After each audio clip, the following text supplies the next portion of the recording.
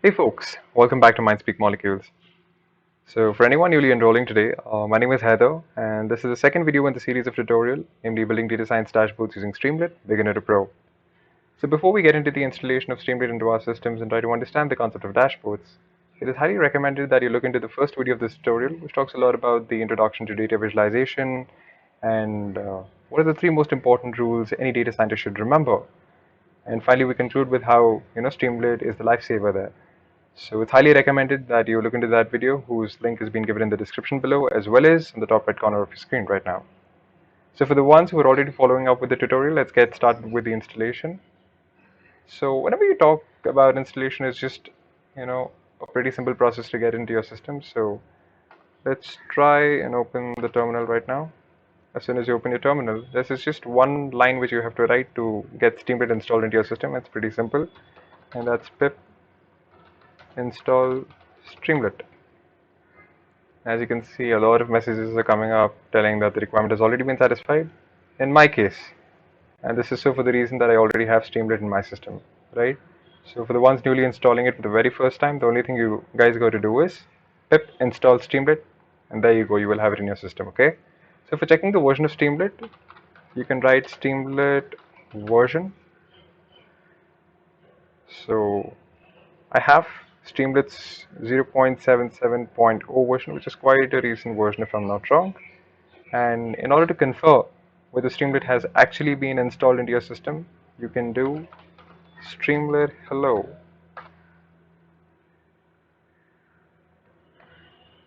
So once you enter that particular line of code, you would redirect it to a web server of Streamlit, which opens with a local host having a port number of 8501, as you can see here.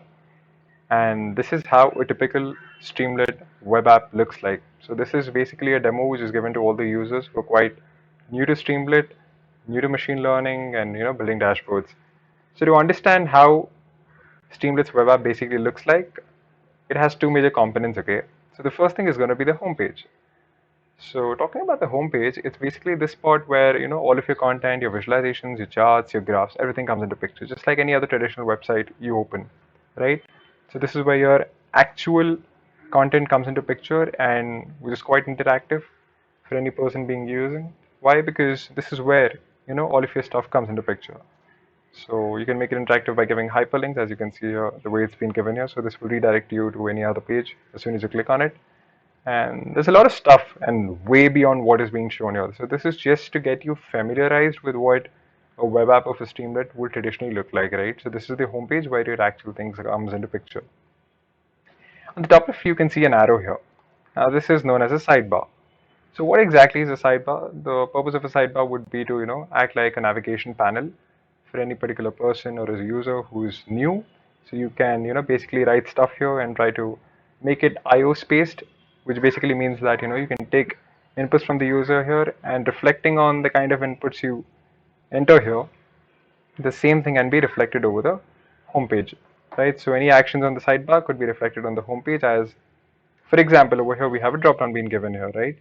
So if I see and understand, Streamlit is trying to offer us 4 different demos, which is animation, plotting, mapping, and data frames, which you can definitely explore. So if I select, animation demo here, as you saw, that I selected something over here in the sidebar, and the same thing got reflected here. So you can make it interactive in order to, take inputs or parameters from the user, and depending on which, the same thing can be reflected in the home page. So in the animation demo, we can see it's a fractal-based, the animation which has been made using the Julia set, and Julia set is quite, um, trendy when it comes to the data science community. So again, as we can see on the left hand side, there are 2 different slide bars being given here, and they're basically IO spaced, and depending on the kind of input you give here, the same thing will be reflected in the animation is what I suppose. So let's try and understand the separation part of it at least. So as of now, the separation is set to 0.79 between the 2 fractals. So if I try to increase the separation, say to 1.21, as you can see, the separation has increased here.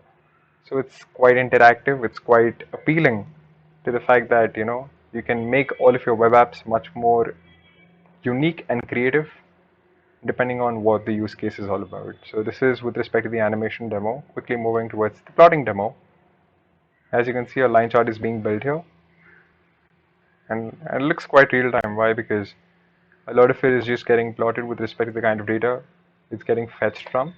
And remember, guys, you also have this code panel being given here. So if you want to understand how this thing is coming up, be it in any demo, you will have the code being given here, which you can try to understand if you're familiar with Python and one of the most important libraries like NumPy and stuff like that. So try to understand this code so that you get familiar with what exactly is being shown here.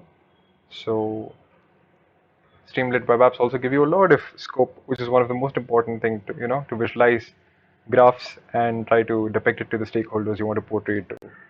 Moving towards the mapping demo, let's see what is in the box for us. So in the map as well, wow, as you can see, there's this 3D type of a visualization which is built here, and on the left hand side, again, it's kind of interactive. Why? Because you have 4 different checkboxes being given here. So depending on what you want, that relevant information will be displayed here is what I predict. So let's try to uncheck bike rentals, and the same thing has been removed from the map, right?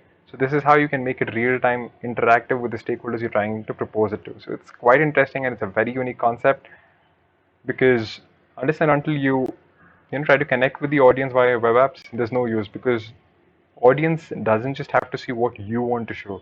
Why? Because they themselves want to experiment it. They want to know how will it react, how will it respond, what kind of patterns do you get to infer from with respect to the kind of model, the visualization you've built, right? So they want to experiment with it.